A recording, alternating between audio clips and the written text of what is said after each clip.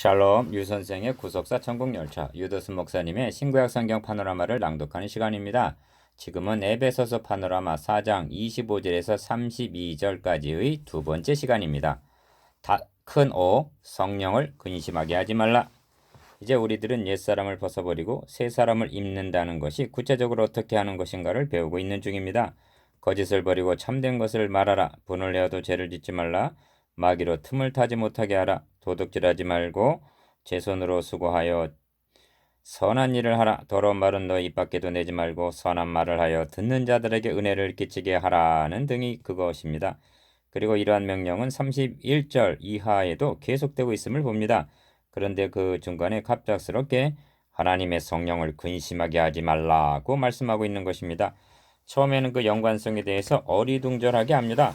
그러다가 놀라움과 감탄을 금할 수가 없게 만듭니다. 왜냐하면 지금 사도는 실제적이고도 구체적인 실천 윤리들을 말씀하고 있는 중입니다. 그러다가 하나님의 성령을 근심하게 하지 말라고 증거합니다. 그건 이런 뜻입니다. 너희는 성령으로 거듭난 새 사람이다. 너희 속에는 성령님 계신다. 그럼에도 불구하고 옛사람의 행실이나 습관대로 행한다면 한마디로 말해서 너희 안에 내주하여 계시는 성령님을 근심하게 하는 것이다. 알겠느냐? 너희는 성령님을 모셨다는 이 한 가지를 절대로 잊어서는 아니 된다는 것입니다. 1. 성령님을 모셨음을 잊지 말라. 여러 형제들도 알아들으시겠습니까? 이 증거는 성경 여러 곳곳에 나타나 있는 진리인 것입니다. 로마서 8장 9절에서 누구든지 그리스도의 영이 없으면 그리스도의 사람이 아니라고 로마 성도들에게 단언하고 있습니다. 고린도전서 6장 19절에서도 너희 몸은 너희가 하나님께로부터 받은 바 너희 가운데 계신 성령의 전인 줄을 알지 못하느냐고 말씀하고 있습니다. 고린도 교회는 음란과 우상숭배와 간음과 도적과 술 취함과 토색하는 자 등 여러 가지 어지러운 문제들이 있었던 것으로 보여집니다. 이들을 향하여 사도 바울은 너희 몸은 성령의 전인 줄을 알지 못하느냐? 너희들이 이와 같이 행한다면 너희 안에 계시는 성령님이 어떠하시겠느냐? 이것은 하나님의 성령을 근심하게 하지 말라는 또 다른 표현인 것입니다. 형제자매 여러분, 우리들도 이 중심적인 진리를 얼마나 자주자주 잊어버리고 지냅니까? 묻고 싶습니다. 하루면 몇 번쯤 나는 홀몸이 아니라 내 안에는 성령님을 모셨다는 것을 인정하며 고백하고 있습니까? 이 영광을 스스로에게 일깨워줌으로 용기와 격려와 그리고 자제력을 행사하고 있습니까? 그런 거로 하나님의 성령을 근심하게 하지 말라 하는 말씀은 모든 권면의 기초가 되는 것입니다. 그야말로 중심적인 교리인 것입니다. 또 중요한 것은 이 진리야말로 기독교를 기독교 되게 하는 기독교 윤리의 핵심이기도 합니다. 여러분도 알다시피 다른 종교에서도 도둑질이나 음행이나 더러운 말을 장려하고 있지 않습니다. 모두가 금하고 있습니다. 그러나 너희가 그렇게 행한다면 너희 안에 계시는 성령님을 근심시키고 있는 것입니다. 이렇게 말하고 있지는 아니합니다. 그러나 너희가 그렇게 행한다면 너희 안에 계시는 성령님을 근심시키고 있는 것이다. 이렇게 말하고 있지는 아니합니다. 절대로 그런 교훈은 없습니다. 이 진리는 그리스도만이 가지는 특권이요 영광이기도 합니다. 그런 거로 그리스도인들은 거룩한 삶을 살아가는 데 있어서도 자기 중심적이 아닙니다. 내가 이렇게 행하면 복을 받고 형통해지며 내가 이렇게 행하지 않으면 형벌을 받고 저주를 받는다는 물론 그런 의미가 있다는 것을 인정한다고 해도 그것은 자기 중심적인 것입니다. 최우선적으로 생각할 문제는 아닌 것입니다. 그리스도인들은 언제나 하나님의 영광을 생각하는 사람들입니다. 내가 옛사람의 습관대로 행한다면 하나님 가족의 일원으로서 그 가문에 누를 끼치는 것이다. 내가 하나님의 자녀다웠게 살아가지 않는다면 아버지 되시는 하나님의 거룩하신 이름을 모독하는 것이 되는 것이다. 오늘 본문 말씀대로 표현한다면 하나님의 성령을 근심시켜 드리는 것이다. 이것을 먼저 생각하는 사람들입니다. 내게 이 말 이해의 관계는 나중입니다. 그런 거로 똑같이 선한 삶을 추구한다 해도 신자 불신자는 지향하는 목적이 다릅니다. 좀 과격한 표현으로 말씀드리면 성령님을 근심시킨다는 것도 성도들만의 특권입니다. 불신자는 근심시킬 성령님을 모시지도 못한 자들입니다. 그들은 성령님과는 관계가 없는 사람들입니다. 그들의 행동은 성령을 근심시키는 것이 아니라 대적하고 있는 것입니다. 그 마지막은 근심이 아니라 진노가 쏟아질 것이기 때문입니다. 사랑하는 형제자매 여러분, 우리에게 주신 은혜의 영광을 아시겠습니까? 그렇다면 우리에게 주어진 책임도 잊지 마십시오. 어떤 경우에 성령님은 근심하시는 것일까요? 무엇보다 먼저 생각할 것은 성령께서 우리 안에 임재하여 계시다는 것을 잊고 지낼 때입니다. 큰 O 성령을 근심하게 하지 말라의 작은 일 성령님을 모셨음을 잊지 말라. 지금은 작은 이 인격적인 성령님. 성령님은 사랑하시고 근심도 하시고 뜻을 따라 행하시며 살아 역사하시는 성삼위 하나님의 한 위가 되시는 분이십니다. 그분을 모셨다는 것을 인정해 드리지 아니하고 거기 계시지 아니하는 것처럼 마음대로 행한다면 그것보다 더한 모욕이 어디 있겠습니까? 또 성령을 근심하게 하는 것은 성령께서는 우리 마음속에 감화와 감동으로 인도하여 주십니다.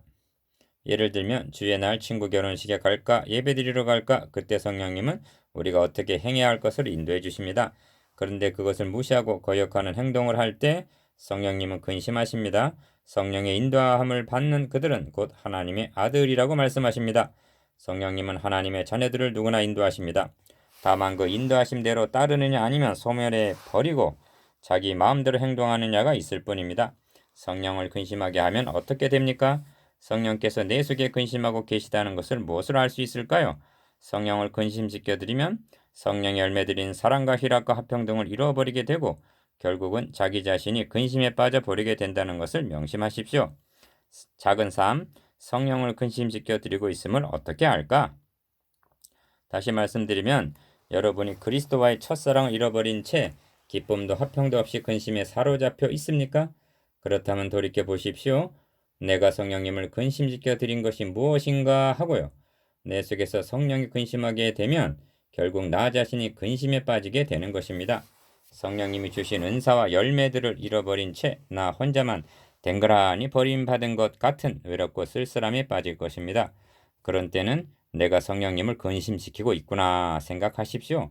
성령을 떠나 가시게 하지 말라고 말씀하고 있지 아니한 데 대해서 하나님께 감사하십시다. 떠나실 수도 있고 버리실 수도 있으시련만 그렇게 아니하시고 영원히 함께 하시며 우리 속에 내주하시는 성령님을 근심하게 하다니. 이 말씀 바로 앞에는 무슨 말씀이 있습니까? 무릇 더러운 말은 너 입 밖에도 내지 말고 그렇습니다. 이런 말을 함부로 하게 되면 듣는 사람의 마음이 상할 것입니다. 근심하게 될 것입니다. 그러나 생각하십시다. 듣는 그 사람이 근심하기 전에 먼저 내 속에 내주고 계시는 성령님이 근심하신다는 사실을. 왜 성령님을 근심시키면 아니 됩니까? 성경은 그 안에서 너희가 구속의 날까지 인치심을 받았느니라고 말씀하고 있습니다. 구속의 날, 그렇습니다.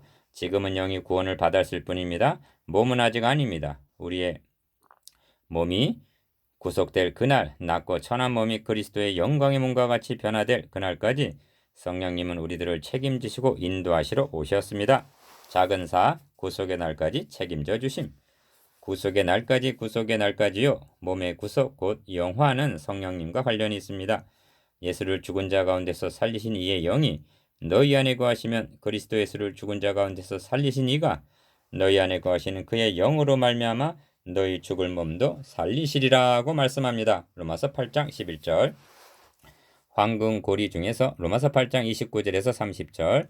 하나 남은 것은 영화뿐입니다. 성령님은 우리를 떠나시지 않습니다. 위로하시고 조력자가 되시고 상담자가 되시며 성화시켜 나가십니다.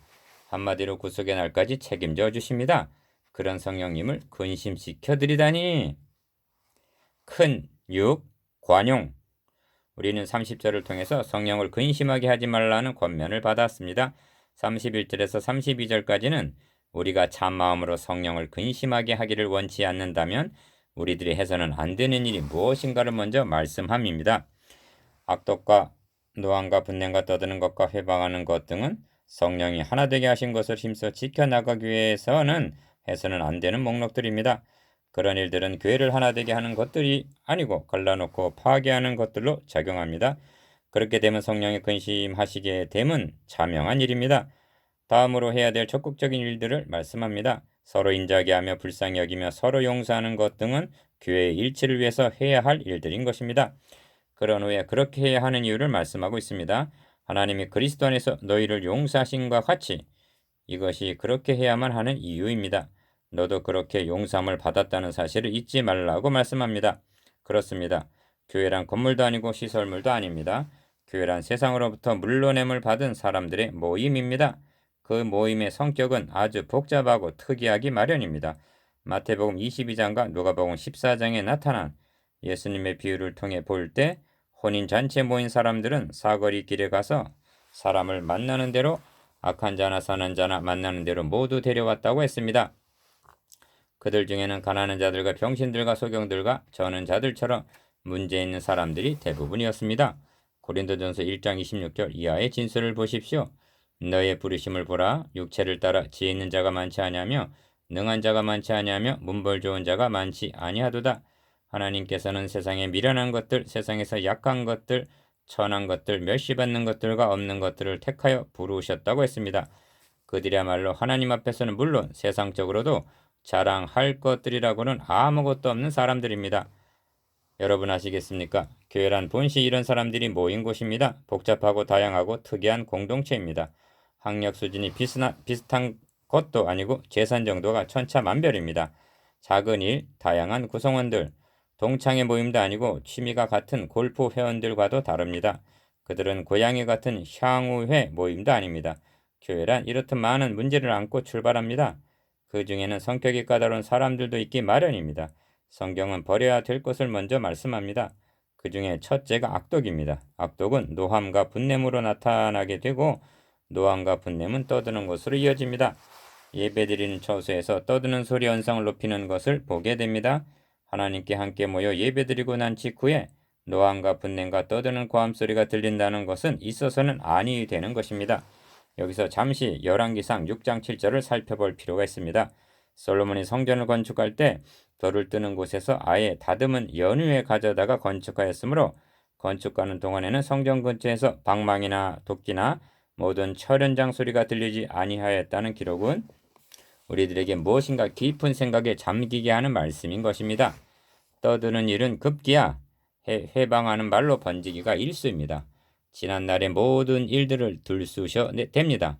확인되지도 아니한 불확실한 일들을 고의적으로 퍼뜨립니다. 이런 일은 그 속에 도사리고 있는 아기에서부터 나오는 것이라고 말씀하고 있습니다. 이 모든 것들은 바디메오가 거지 누더기 겉옷을 벗어버리듯 함께 버리라고 명령하고 있습니다. 이 서신을 받은 에베소 성도들은 그리스도인들입니다. 그들 향해 이런 것들은 벗어버리라고 권면하고 있음을 명심하십시오. 성령으로 거듭나는 순간에 이런 옛 습관이나 행동이 일순간에 사라지는 그런 것이 아닙니다.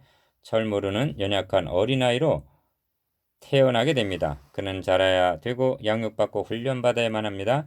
그래야 온전한 사람을 이루어 그리스도의 장성한 분량에 충만한 데까지 이르러야 합니다. 지금까지는 버려야 될 것들을 말씀드렸습니다. 보다 적극적으로 우리들이 해야 할 일들은 무엇입니까? 서로 인자하게 하는 것, 불쌍히 여기는 것, 서로 용서하는 것들입니다. 이 말씀을 대할 때 전체적인 분위기가 어떻게 느껴지십니까? 인자하게 불쌍하게 서로 용서하라 그렇습니다.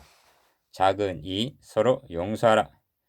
우리들은 너나 할 것 없이 나를 보시오 나 정도는 되어야 하지 않소 하고 큰 소리칠 사람이 한 사람도 없구나 하는 느낌입니다.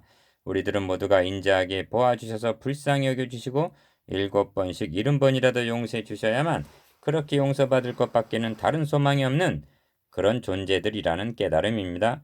니라서 따로 서서 기도하기를 다른 사람 곧 토색, 불의, 간음을 하는 자들과 같지 아니하고 이 세례와도 같지 아니함을 감사하나이다 하고 말할 자가 있겠습니까?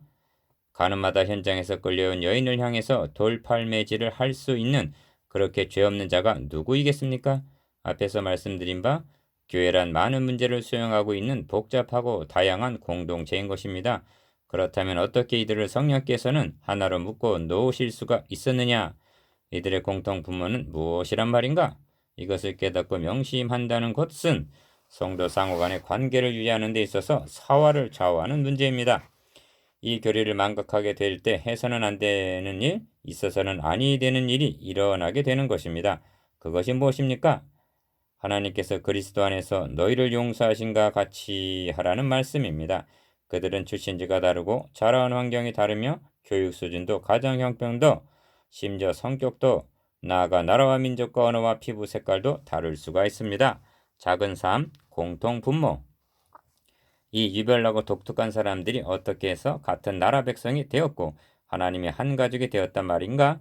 그것은 단 하나, 하나님이 그리스도 안에서 용서해 주신 그렇게 용서함을 받은 사람들이라는 것.